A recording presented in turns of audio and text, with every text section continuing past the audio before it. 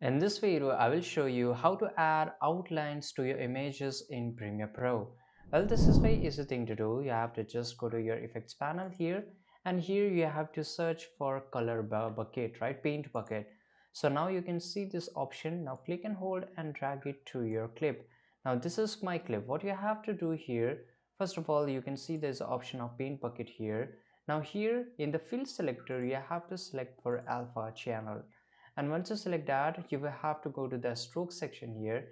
Into the strokes, you have to select this option of stroke, right? And here you can see there has been outline in my image on the borders, right? And by the way, if you want to change the image, you can always change the image, right? For example, I want to change the image to white. So here you will see that the outlines has been completely changed. If you want to, increase the width of your strokes, you can always do. For example, I can just increase it in this way. I hope you found this video very useful. Subscribe.